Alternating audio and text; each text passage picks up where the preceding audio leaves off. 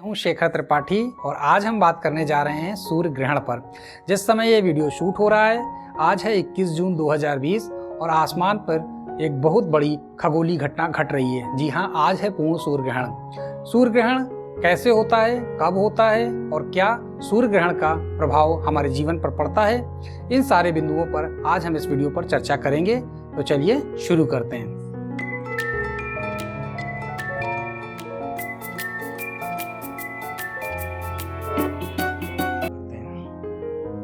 सूर्य ग्रहण दोस्तों तब होता है जब सूर्य, चंद्रमा और पृथ्वी एक सीधी रेखा में होते हैं। ऐसी स्थिति में सूर्य से निकलने वाला प्रकाश चंद्रमा पर पड़ता है और चंद्रमा से एक बड़ी छाया निकलती है जो धरती पर पड़ती है।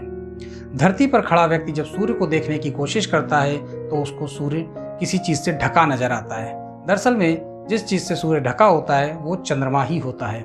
चंद्रमा चूंकि सूर्य से छोटा होता है, ऐसी स्थिति में सूर्य के चारों तरफ हल्का सा जो हिस्सा खुला रह जाता है वहां से सूर्य का तेज प्रकाश नजर आता है। इस घटना को हम लोग डायमंड रिंग के नाम से जानते हैं, क्योंकि सूर्य के चारों तरफ का हिस्सा एक बहुत तेजी से चमकता हुआ गोला बन जाता है, इसलिए इसे डायमंड रिंग के नाम से जाना जाता है। ऐसी स्थिति में दोस्तों ये जो प्रकाश निकलता है सूर्य के किनारों से, ये हमारी आंखों के लिए नुकसानदायक माना जाता है, क्योंकि यहाँ से एक्स रेज सूर्य निकालता है। एक्स रेज खुली आंखों से देखने पर हमारी आंखों को नुकसान होता है और यही कारण है कि हमें मना किया जाता है कि सूर्य को खुली आंखों से ना देखा जाए उस स्थिति में जब सूर्य का ग्रहण पड़ रहा हो। ठीक इसी तरह से दोस्तों चंद्र ग्रहण पड़ता है। चंद्र ग्रहण तब पड़ता है जब सूर्य, पृथ्वी और चंद्रमा एक लाइन पर हों, मतलब सूर्य और चंद्रमा के बीच में पृथ्वी आ जाए। ऐसी स्थिति में सूर्य जो है वो पृथ्वी पर प्रकाश फेंकता है और पृथ्वी से बनी छाया चंद्रमा को ढकती है। इस स्थिति को चंद्र ग्रहण कहा जाता है। चंद्र ग्रहण जो होता है पूर्णिमा के दिन होता है, जबकि सूर्य ग्रहण अमावस्या के दिन होता है।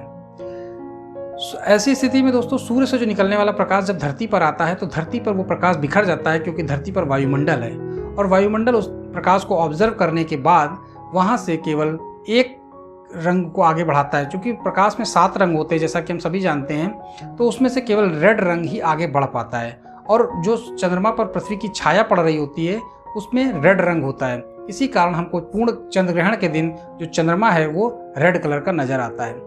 इस घटना को हम ब्लड मून के नाम से जानते हैं। तो दोस्तों ये था चंद्र ग्रहण और सूर्य ग्रहण कब पड़ता है, जब तीनों एक सीधी रेखा में हो।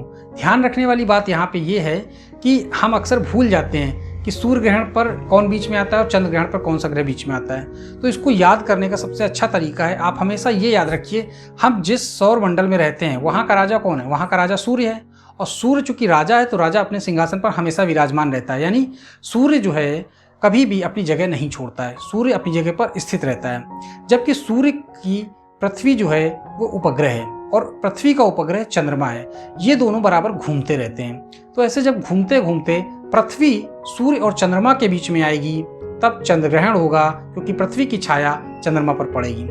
और जब चंद्रमा सूर्य और पृथ्वी के बीच में आ जाएगा तब सूर्य ग्रहण पड़ेगा, क्योंकि तब चंद्रमा की छाया पृथ्वी पर आएगी और पृथ्वी पर चूंकि हम हैं इसलिए हम जब किसी चीज को नहीं देख पाते हैं तभी ग्रहण माना जाता है। एक्चुअली में दोस्तों जब सूर्य ग्रहण होता है तो चंद्रमा की छाया धरती पर पड़ती है। सूर्य को कोई ग्रहण उस तरह से नहीं लगता है कि उस पर किसी की छाया पड़ गई हो, क्योंकि सूर्य राजा है और सूर्य का तेज प्रकाश इतनी तेज होता है कि उस पर किसी की छाया नहीं पड़ सकती है। उस पर हमको ऐसा लगता है कि चंद्रमा ने उसको ढक लिया है, क्योंकि चंद्रमा की छाया धरती पर पड़ रही होती है। तो दोनों ही कंडीशन पे हमें ध्यान रखना है। सूर्य और चंद्र ग्रहण कब पड़ते हैं, जब सूर्य ग्रहण तब होगा जब चंद्रमा बीच में होगा, चंद्र ग्रहण तब होगा जब पृथ्वी बीच में आ जाएगी। तो ये याद करने का सबसे अच्छा तरीका है सूर्य ग्रहण और चंद्र ग्रहण को।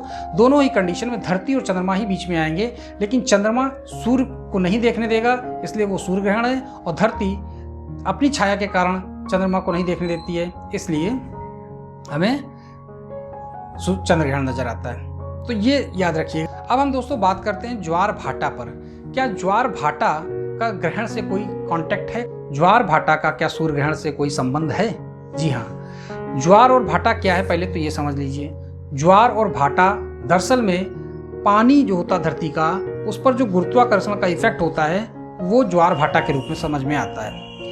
ये स्थिति दोस्तों समझने के लिए सबसे अच्छा तरीका है कि ज्वार और भाटा जो हमें दिखते हैं वो समुद्र पे ही समझ में आते हैं। ज्वार भाटा ऐसा नहीं कि केवल समुद्र में आते हैं, वो धरती के हर जल स्रोत पर नजर आते हैं, लेकिन चूंकि समुद्र पे विशाल पानी का संग्रह है इसलिए हमें वहां पर ज्वार भाटा ज़्यादा समझ में आते हैं। अब ज्वार भाटा है क्या दोस्तों? जब भी एक सीधी रेखा में ये तीनों आ जाते हैं, मतलब सूर्य चंद्रमा पृथ्वी, सूर्य चंद्रमा पृथ्वी या सूर्य पृथ्वी चंद्रमा, ऐसी स्थिति में ज्वार भाटा ज़्यादा आते हैं। क्यों आते हैं ज़्यादा? क्योंकि जो धरती है, जब मान लीजिए धरती बीच पर आ गई और इधर सूर्य है इधर चंद्रमा है, ऐसी स्थिति में चंद्रग्रहण वाली घटना पड़ेगी। तो चंद्रग्रहण के दिन क्या होगा? जब धरती पर सूर्य अपना एक बल लगाता है, क्योंकि सूर्य राजा है और सूर्य के कारण ही सारे ग्रह टिके होते हैं। सूर्य के पास अपना एक, जिसको बोलते हैं, साइंस की बात करें तो अभिकेंद्री बल, ठीक है। अभिकेंद्री मतलब अपनी तरफ, केंद्र की तरफ खींचने वाले, केंद्र की तरफ बल, जो बल लगता है उसको अभिकेंद्री बल कहते हैं, और केंद्र के जो विपरीत बल लगता है उसको अपकेंद्री बल कहते हैं। तो इन बलों के कारण ही सौर मंडल में ये सब तारे, ये उपग्रह और ये जो ग्रह हैं ये रुके हुए हैं। तो सूर्य जब पृथ्वी को अपनी ओर खींचता है दोस्तों, तो विपरीत में पृथ्वी अपनी ओर उसको खींचती है। जब सूर्य पृथ्वी को खींचता है तो सूर्य का जो जल है वो बाहर की तरफ भागता है। इस घटना को मतलब ज्वार, ऊपर आ जाता है, जल खींचता है तो ज्वार कहा जाता है, और उसके बदले में धरती प्रतिकर्षण के रूप में वापस खींचती है तो वो भाटा होता है। लेकिन जब पीछे चंद्रमा आ जाता है धरती के, उस स्थिति में क्या हो, चंद्रमा भी उसको खींचता है अपनी तरफ, क्योंकि उसके पास भी अपना केंद्रीय बल है, और चूंकि चंद्रमा धरती से बहुत पास में है, तो ऐसी स्थिति में सूर्य से उत्पन्न अभिकेंद्रीय बल चंद्रमा की तुलना में आधा होता है और इसका दोगुना होता है चंद्रमा का।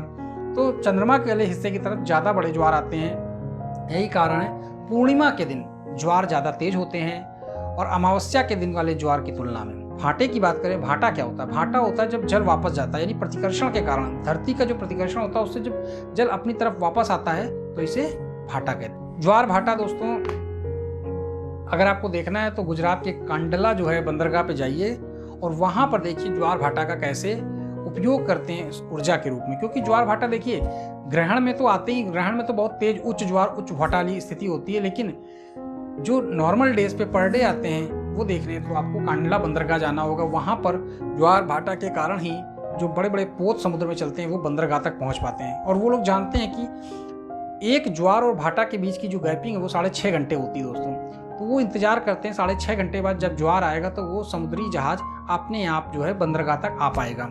तो इस तरह से ज्वार भाटा का उपयोग किया जाता है।